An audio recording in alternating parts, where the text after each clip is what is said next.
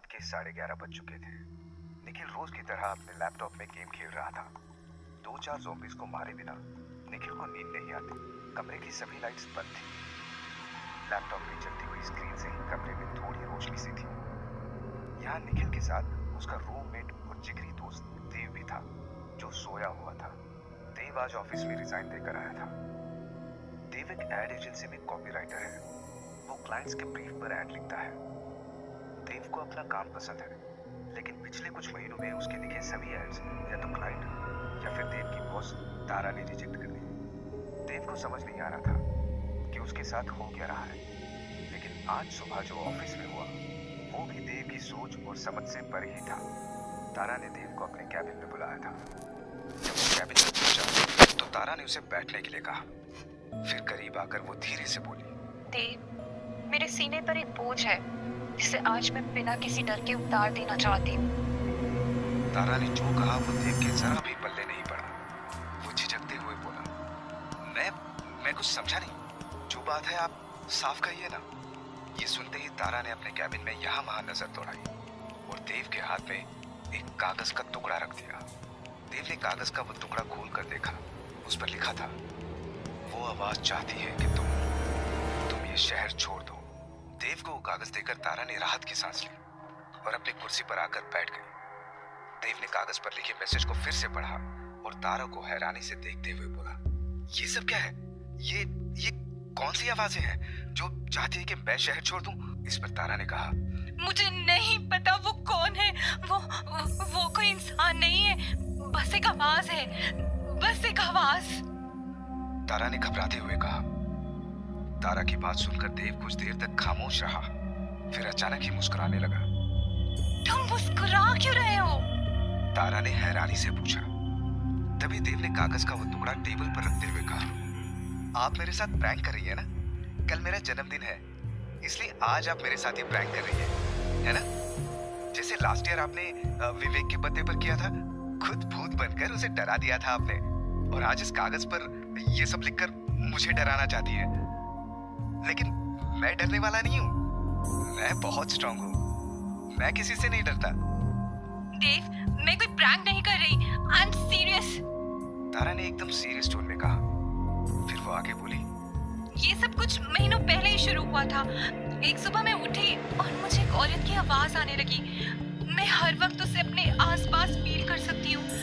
उसी के कहने पर मैंने तुम्हारे लिखे सभी एड्स को रिजेक्ट किया। वो चाहती है कि तुम यहाँ से चले जाओ। आप कुछ भी कहेंगी और मैं मान लूंगा। देव थपक से बोला। तभी तारा ने गुस्से में कहा, तुम्हें मानना पड़ेगा। सुना तुमने? मानना पड़ेगा तुम्हें। इतना कहकर तारा ने खुद को शांत किया और फिर भर आए गले से बोली, उसने मुझे धमकी दी है देव, वो मेरी बेटी को। कहते हुए तारा की आंखों में आंसू उतर आए थे। आपने मुझे ये सब पहले क्यों नहीं बताया? देव ने पूछा। मुझे समझ नहीं आ रहा था कि ये सब तुमसे कैसे कहूँ। ये बात ही इतनी अजीब है कि कोई भी इस पर यकीन नहीं करेगा, लेकिन मैं सच कह रही हूँ देव, मेरा यकीन करो। तारा की ये हालत देखकर देव को उस पर यकीन आ गया था, लेकिन उसे समझ नहीं आया कि ये कौन औरत है जो चाहती है कि वो ये शहर छोड़ दे, और क्यों। तारा ने खुद को संभाला और देव की तरफ देखते हुए कहा, मुझे लगा था कि बार बार रिजेक्ट होने के बाद तुम खुद से रिजाइन कर दोगे, लेकिन ऐसा नहीं हुआ। तुम प्लीज रिजाइन कर दो और यहाँ से चले जाओ। अगर आज तुम नहीं गए ना तो वो आवाज, वो औरत, वो जो भी है, वो मेरी बेटी को वो कुछ भी कर सकती है देव। देव ने तारा पर यकीन कर लिया था। फिर उसने ज्यादा नहीं सोचा, बस रेजिग्नेशन लेटर पर साइन किया और तारा को लेटर देकर बोला, उस आवाज ने कुछ तो कहा होगा, कुछ ऐसा जिससे मैं समझ सकूं कि वो कौन है और आखिर मुझसे क्या चाहती है। तारा ने अपने दिमाग पर जोर डाला और याद करने की कोशिश करने लगी, लेकिन उसे ऐसा कुछ भी याद नहीं आया जो देव के मतलब का हो। कुछ देर बाद बिना कुछ कहे देव उठा और कैबिन से जाने लगा। तभी तारा को कुछ याद आया और वो झट से बोली, देव, याद आया। उसने एक बार कहा था कि तुम्हारी हवेली को तुम्हारा इंतजार है। हवेली को? हवेली? लेकिन मेरी तो कोई हवेली नहीं है, देव ने हैरानी से कहा था। इधर अंधेरे कमरे में निखिल अभी भी ज़ॉम्बीज़ पर अटैक कर रहा था और देव सोया हुआ था, लेकिन चैन से नहीं। उसके माथे से पसीना टपक रहा था और चेहरे पर बेचैनी थी। लग रहा था जैसे वो कोई डरावना ख्वाब देख रहा है। फिर अचानक ही कुछ अजीब सा हुआ। जो चादर देव ने ओढ़ रखी थी वो खुद ब खुद खिंचने लगी। वहां कोई था जो चादर खींच रहा था। गेम खेलते हुए निखिल को भी लगा जैसे कमरे में कोई खड़ा है। निखिल ने फौरन देव की पलंग की तरफ देखा, लेकिन वहां कोई नहीं था। निखिल ने राहत की सांस ली और फिर से अपने गेम में लग गया। फिर कुछ देर बाद एक और अजीब सी चीज हुई। देव के पैरों पर पड़ी हुई चादर अचानक से हवा में लहरने लगी। तभी देव की आंखें खुल गई और वो उठकर बैठ गया। चादर सीधे आकर देव के ऊपर गिरी। निखिल को फिर लगा कि कमरे में कुछ तो है। उसने फौरन लाइट्स ऑन कर दी। जैसे ही कमरे में रोशनी हुई, निखिल जोर से चीखा, भूत! भूत! बचाओ! भूत! निखिल की चीखें सुनकर देव ने चादर हटाई और तेज आवाज में बोला, अरे मैं हूं देव। देव को देखकर निखिल की जान में जान आई। उसने खुद को संभाला और फिर मुस्कुराते हुए बोला, ओह, तू है? मुझे लगा कोई कोई भूत भाई साहब है, लेकिन तू तू अभी तो सोया हुआ था ना? फिर अचानक से ऐसे ऐसे उठकर। अपनी बात को पूरी करने से पहले ही निखिल रुक गया। वो देव के पास आकर बैठा और उसके कंधे पर हाथ रखकर बोला, फिर से वही बुरा ख्वाब देखा? हाँ यार, फिर से वही ख्वाब, वही हवेली, वही लोग, वही मौत का तांडव। यार, पता नहीं ये ख्वाब कब मेरा पीछा छोड़ेगा। अगर तेरा ख्वाब किसी दिन सच हो गया तो? देख, मैं ऐसा नहीं कह रहा। वो दादी कहा करती थी कि बार बार आने वाले ख्वाब सच होते हैं, निखिल ने कहा। ये सुनकर देव हर बात की तरह चिढ़ते हुए बोला, ये तू बार बार ये क्यों बोलता है? मैं इन सब चीजों में नहीं मानता। ये बस एक बुरा ख्वाब है और कुछ नहीं। अच्छा ठीक है, ये बस एक बुरा ख्वाब है, लेकिन आज जो ऑफिस में हुआ, तेरी बॉस तारा ने आज तुझसे जो भी कहा उस आवाज के बारे में, उसका क्या? तारा झूठ तो नहीं बोल रही थी ना? निखिल के सवाल पर देव कुछ देर खामोश ही रहा। उसने टेबल से अपनी पानी की बोतल उठाई और पानी पीकर बोला, तारा झूठ नहीं बोल रही थी, लेकिन कोई साइकोलॉजिकल कंडीशन भी तो हो सकती है। क्या पता तारा मुझे जॉब से निकालना चाहती हो और इसलिए उसने अपने मन में एक भूत का कैरेक्टर गढ़ लिया, जिसके कहने पर मेरे लिखे सारे एड्स रिजेक्ट कर दिए ताकि मैं खुद ही रिजाइन कर दूं, क्योंकि मेरे कॉन्ट्रैक्ट में लिखा हुआ है कि 2 साल से पहले वो मुझे जॉब से निकाल सकती है। और देख देख, मैंने आज खुद ही रिजाइन किया। तो तू कह रहा है कि तारा को साइकोलॉजिकल इशू है, पर वो हवेली वाली बात, वो उसने क्यों कही? तेरी तो कोई हवेली नहीं है, लेकिन तुझे बार बार एक हवेली का सपना जरूर आता है। तारा को तेरे इस सपने के बारे में नहीं पता, फिर उसने हवेली का जिक्र क्यों किया? देव के हाथ से पानी की बोतल लेते हुए निखिल ने पूछा। निखिल ने जो कहा वो सुनकर देव का सर ही घूम गया। उसे याद आया कि कुछ वक्त पहले ही अपने इस सपने के बारे में उसने तारा को बताया था। मतलब तारा ने आज ऑफिस में जो भी कहा वो सब झूठ था और उसने प्लान बनाकर मुझे जॉब से निकाला है, देव ने मन ही मन खुद से कहा। जब देव ने निखिल को यह बताया कि उसे भी यकीन आ गया कि तारा ने एक झूठी कहानी बनाकर देव को जॉब से निकाला है। देव दुखी भी था और उसे तारा पर गुस्सा भी आ रहा था, लेकिन कुछ ही देर में उसने खुद को समझा लिया कि जो हुआ सही हुआ। वैसे भी देव पिछले कुछ वक्त से लंबी छुट्टी पर जाने की सोच रहा था। अब वो बिना किसी परेशानी के ऐसा कर सकता था। रात के 12 बजने में अभी 10 मिनट बाकी थे। देव वापस लेट गया और निखिल से बोला, अच्छा सुन, अगर अंजलि केक लेकर आए तो मुझे जगा देना। जो हुकुम बर्थडे बॉय, निखिल ने कमरे की लाइट्स ऑफ करते हुए कहा और फिर से ज़ॉम्बीज पर अटैक करने लगा। देव ने भी आंखें बंद कर ली, लेकिन अगले ही पल उसने हैरानी से आंखें खोली और गौर से कमरे की छत को देखने लगा। देव को अपनी आंखों पर यकीन नहीं हुआ।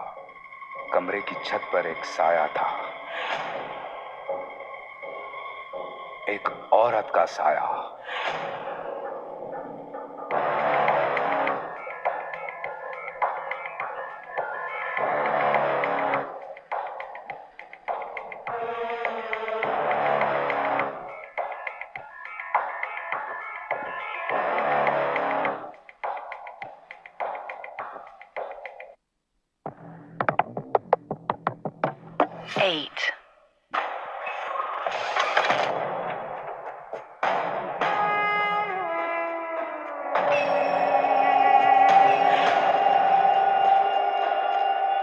कमरे के छत पर देव को जैसे ही एक औरत का साया दिखा, उसने फौरन ही आंखें बंद कर ली और चादर से अपना चेहरा ढक लिया।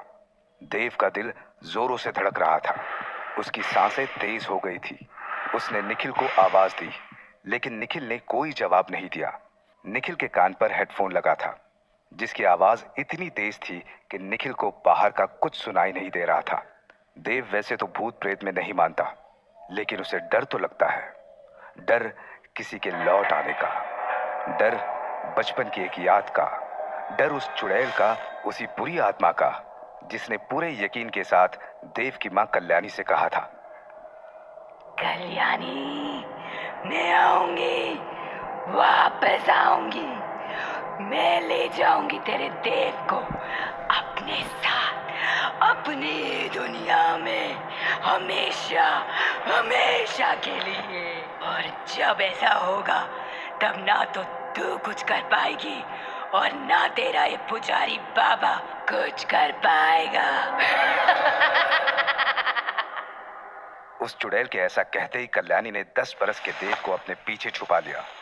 तभी पुजारी बाबा ने अपने हथेली में गंगा जल लिया और हवा में लटकती हुई उस बुरी आत्मा से बोले, तू आएगी वापस, मैं भी देखता हूं मेरे मंत्रों के पाश में सदा के लिए कैद होने के बाद कैसे आएगी तू। ये सुनकर वो चुड़ैल हंसने लगी। उसकी हंसी पुजारी बाबा के सीने में एक तीर के जैसे लगी। उन्होंने फौरन ही एक मंत्र पढ़ा और उस चुड़ैल के ऊपर गंगा जल छिड़क दिया, लेकिन इसका उस चुड़ैल पर कोई असर नहीं पड़ा। वो तो और जोर जोर से हंसने लगी। पुजारी बाबा को कुछ समझ में नहीं आया कि उनका इतना शक्तिशाली मंत्र काम क्यों नहीं किया, कि तभी अपनी मां के पीछे खड़े देव की नजर उस चुड़ैल की दाहिनी बाह पर पड़ी। उसकी बाह पर कुछ लिखा हुआ था। क्या लिखा था देव ये पढ़ पाता उससे पहले ही पुजारी बाबा ने अपने पोटली से भस्म निकाली और एक मंत्र पढ़कर उस भस्म को उस चुड़ैल के ऊपर डाल दिया। और इस बार उस चुड़ैल पर असर हुआ। वो एकदम से चीखने लगी और अगले ही पल वो गायब हो गई। वो कौन थी, कहां से आई थी और अचानक से गायब कैसे हो गई? इन सवालों के जवाब किसी के पास नहीं थे। 10 बरस का देव जो माँ के पीछे छिपा हुआ था, चुड़ैल के गायब होते ही उसने माँ से पूछा, माँ, वो अब वापिस तो नहीं आएगी ना? मुझे उससे डर लगता है। डरते नहीं देव, मैं हूं ना, और अब वो वापस नहीं आएगी। कल्याणी ने पूरे यकीन से कहा।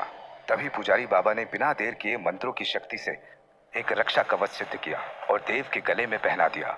लाल धागे से बने उस रक्षा कवच में एक रुद्राक्ष भी था। रुद्राक्ष देखकर देव खुश हो गया और दौड़ते हुए अपने कमरे में चला गया। देव के जाते ही पुजारी बाबा कल्याणी से बोले, बड़ी बहू, वो कोई साधारण आत्मा नहीं थी, बहुत शक्तिशाली थी। वो मेरे मंत्रों से कैद नहीं हुई, बल्कि अपनी मर्जी से गई है और मुझे डर है कि वो लौटकर जरूर आएगी। लौटकर आएगी? मतलब मेरे देव को अभी भी खतरा है बाबा? कल्याणी ने घबराते हुए बाबा से कहा, नहीं बड़ी बहू, जब तक देव के गले में वो रक्षा कवच है तब तक उसे कोई खतरा नहीं है। वो चुड़ैल अब देव का कुछ नहीं बिगाड़ पाएगी। बस एक बात का ध्यान रखना, देव के गले से वो रक्षा कवच कभी नहीं उतरना चाहिए। अतीत की वो याद जिस पर देव ने इतने सालों से पर्दा डाला हुआ था, वो याद फिर से उसकी आंखों में उतर आई। कमरे की छत पर एक औरत का साया देखते ही उसे वो चुड़ैल फिर से याद आ गई थी, जो 10 बरस के उस देव को ले जाने आई थी। अचानक ही देव का हाथ अपने गले पर गया। मर गए, मर गए। देव के मुंह से यही शब्द निकले, क्योंकि पुजारी बाबा का दिया रक्षा कवच देव के गले में नहीं था। कुछ देर बाद बड़ी हिम्मत करके देव अपने चेहरे से चादर हटाता है और उसके कमरे के छत को देखता है। इस बार उसे वहां कोई साया नहीं दिखा। देव ने राहत की सांस ली। उसे यकीन हो गया था कि यह सब उसके मन का वहम था, लेकिन उसका यह यकीन अगले ही पल टूट भी गया। देव को लगा कि उसके पलंग के सिरहाने पर कोई बैठा है। उसने फौरन ही निखिल की तरफ देखा। वो अभी भी गेम खेल रहा था। देव ने फिर निखिल को आवाज दी, लेकिन उसने नहीं सुना। तभी देव को लगा कि किसी ने उसके गर्दन पर अपना हाथ रखा। देव फौरन ही उठकर बैठ गया। कौन है? कौन है यहाँ? देव ने तेज आवाज में कहा, लेकिन उसके गले से कोई शब्द नहीं निकला था। देव को समझ नहीं आया कि ये हुआ क्या। वो फिर जोर से बोला, लेकिन आवाज उसके गले से बाहर आई ही नहीं। देव और ज्यादा डर गया। कमरे में कुछ तो ऐसा था जो नहीं होना चाहिए था। तभी वो पलंग से नीचे उतरने की कोशिश करता है, लेकिन वो उठ नहीं पाया। देव ने पूरा जोर लगाया, लेकिन वो अपनी जगह से हिला ही नहीं। ये सब आखिर हो क्या रहा है? और ये निखिल मेरी तरफ देख भी नहीं रहा। निखिल, निखिल! देव ने फिर निखिल को आवाज दी, लेकिन कोई फायदा नहीं हुआ। फिर अचानक ही देव को ठंड लगने लगी। उसका पूरा बदन कांपने लगा और उसने फील किया कि कमरे में अचानक से सब कुछ शांत हो गया है। कहीं कोई आवाज नहीं थी। ये एक अजीब किस्म की खामोशी थी, ऐसी खामोशी जिसके पीछे से एक भयानक शोर दस्तक देता है। देव ठंड से पूरी तरह कांप रहा था। तभी उसके गर्दन पर फिर से एक हाथ आया और उस हाथ ने देव की गर्दन को कसकर पकड़ लिया। छोड़ो, छोड़ो मुझे! देव ने अपने दबे हुए गले से घबराते हुए कहा। इस बार वो अपनी आवाज सुन पाया। देव ने फौरन ही निखिल को आवाज दी, लेकिन निखिल को कुछ सुनाई नहीं दे रहा था। उसका पूरा ध्यान ज़ॉम्बीज़ को मारने पर था। कुछ देर की मशक्कत के बाद उस हाथ के चंगुल से देव ने खुद को छुड़ा लिया और वो अपने पलंग से उतरकर भागा। सबसे पहले देव ने लाइट्स ऑन की, अपने पलंग को देखा। वहां कोई नहीं था। फौरन ही देव निखिल की तरफ मुड़ा, लेकिन तभी उसने जो देखा वो देखकर देव की सांसें अटक गई। निखिल का कटा हुआ सर जमीन पर पड़ा था और कुर्सी पर बस उसका धड़ था। अपने दोस्त का कटा हुआ सर देखकर देव कुछ देर तो सदमे में ही खड़ा रहा। फिर अचानक से उसकी आंखों से आंसू गिरने लगे। वो चीखते हुए बोला, क्यों क्यों मारा? निखिल को क्यों मारा? निखिल ने तुम्हारा क्या बिगाड़ा था? आखिर कौन हो तुम? सामने आओ, सामने आओ, सामने आओ और मार दो मुझे भी। कोई सामने नहीं आया। देव ने निखिल का कटा हुआ सर उठाया और वापस उसके धड़ पर रख दिया। फिर वो निखिल के पलंग पर बैठ गया। देव की आंखें जमीन पर पड़े खून को देख रही थी। तभी देव को लगा कि कोई उसे देख रहा है। देव ने जैसे ही सामने देखा तो उसके होश ही उड़ गए। काला लिबास पहने हुए एक औरत उसके ठीक सामने खड़ी थी। उसका पूरा चेहरा जला हुआ था। देव ने उसके चेहरे से नजर हटा ली और घबराते हुए बोला, कौन कौन हो तुम? वो औरत कुछ नहीं बोली, बस मुस्कुरा दी। अगले ही पल वो गायब हो गई और देव के ठीक पीछे आकर बैठ गई। देव कुछ समझ पाता उससे पहले उस औरत ने देव की गर्दन पकड़ ली और उसे हवा में उछाल दिया और देव वापस पलंग पर ही आकर गिरा। वो औरत अब वहां नहीं थी। देव ने यहां वहां देखा, लेकिन वो कहीं नहीं दिखी। उसकी आवाज कमरे की छत से आई थी। देव ने फौरन ही ऊपर देखा।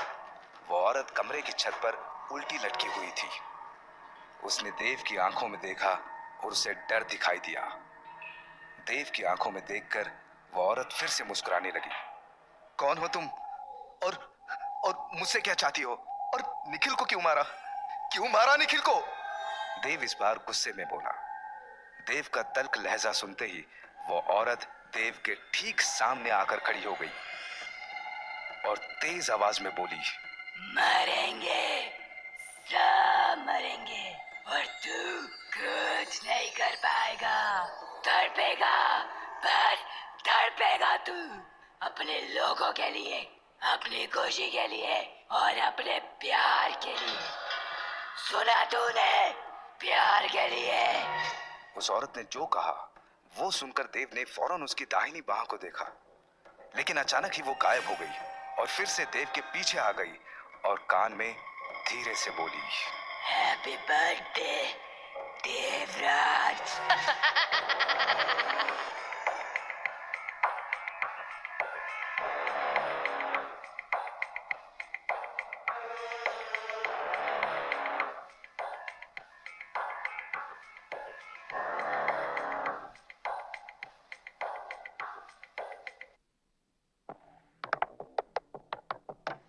Eight.